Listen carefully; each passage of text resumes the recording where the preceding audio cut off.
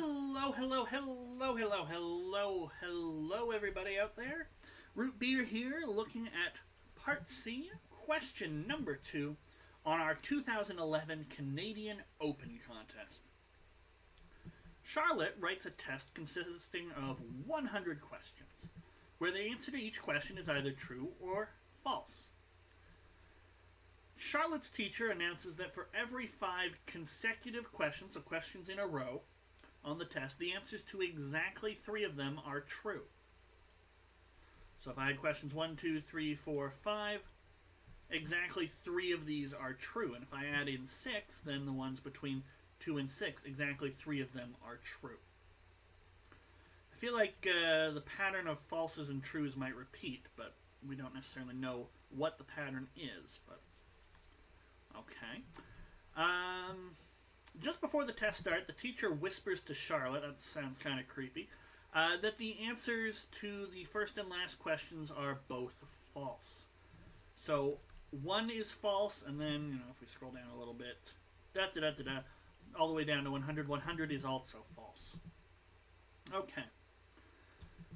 So, A, determine the number of questions for which the correct answer is true. Okay.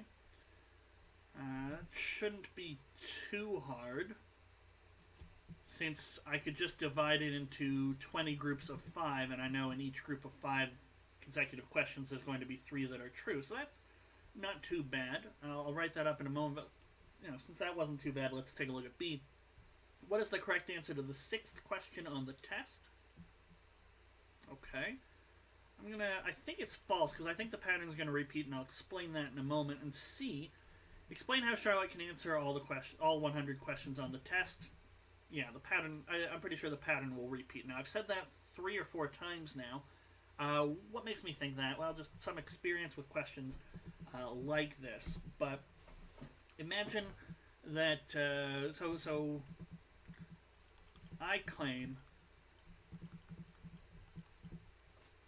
the pattern of true-false answers repeats every 5 questions.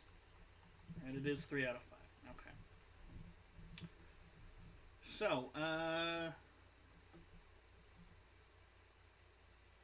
how best do I want to explain this? I know what I mean, but it's always the challenge of, and this is sort of always the problem sometimes when you're doing math contests, is you know what you mean, but you got to put it in the right words so that there's a decent explanation, so that someone else who's reading knows what you mean.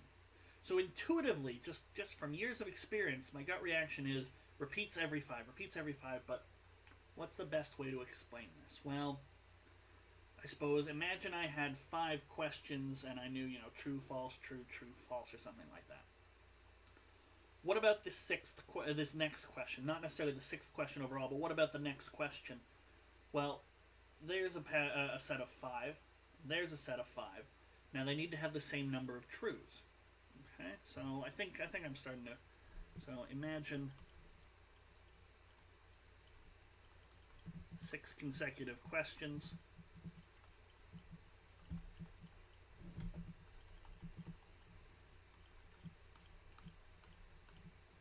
I'll call them A, B, because I don't want to add numbers to them. A, B, C, D, E, F. Okay? If A is true, then B, C, D, E must have exactly 2 true and 2 false. Why? Because there needs to be a total of 3 true, and we already know that there's 1 true here. So there must be 2 more amongst B, C, D, and E. But B, C, D, E, and F must have 3 true, and therefore F is also true.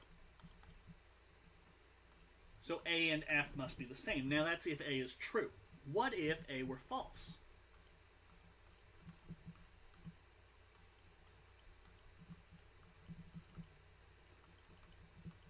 I guess I used red. if A is false, then B, C, D, E have exactly 3 true and 1 false. But then B, C, D, E, F need 3 true and 2 false, and therefore F is also false. Okay? Doesn't matter exactly what B, C, D, E are in what order. What matters is the count. And so what we're really doing is breaking this up and saying, well, let's look at these 5, and then let's look at these 5. And since we've only changed by 1, and all sets of 5 contain the same number of true, then the number of true needs to be conserved, which means that we either lose a true and then gain a true, or we lose a false and gain a false. Okay, so that's the idea. So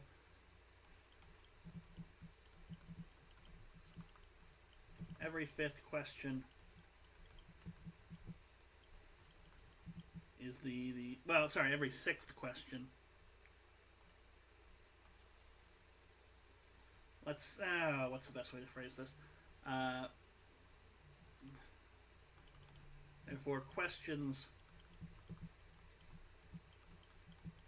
whose number differ by 5, and indeed we could just say a multiple of 5,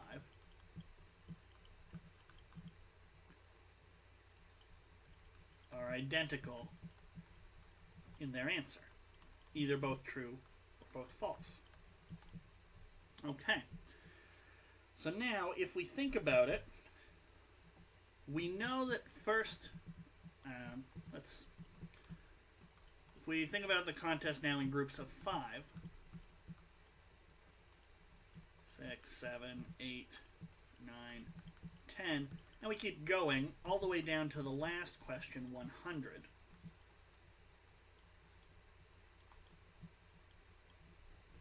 Okay, we can start to realize, oh, okay, so we've got a true here, or sorry, no, we've got a false. So we have a false here and a false here, but the pattern repeats every 5.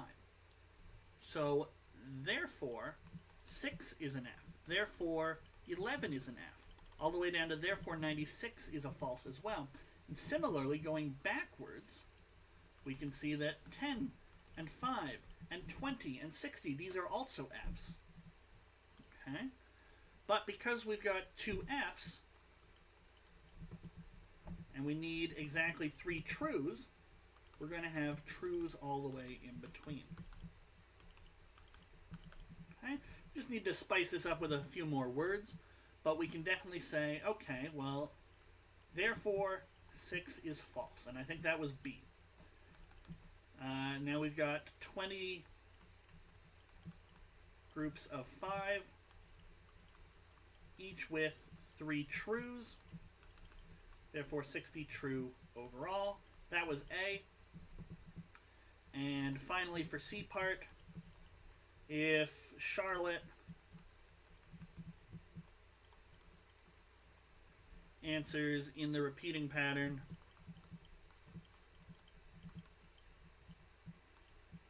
false, true, true, true, false, false, true, true, true, false, false, true, etc.,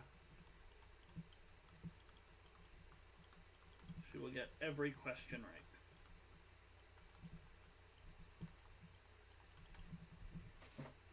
All right.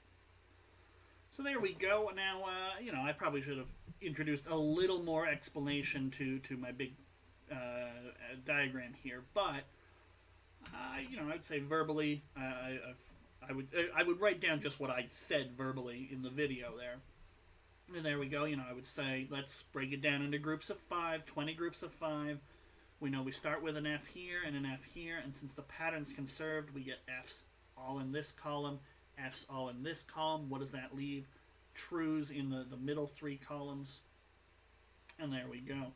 But now we've described everything Charlotte needs to do to finish off and get perfect, just from her teacher giving her a little extra information there. Okay, So that's C2. Up next, C3. So if you'd like to, join me for C3. If you want to skip ahead to C4, that's okay too. Thank you guys so much for watching. If you had a different way to do the question or, an improved explanation, feel free to leave it in the comments down below. I always like seeing those sorts of things. And yeah, have yourself a wonderful day. Take care.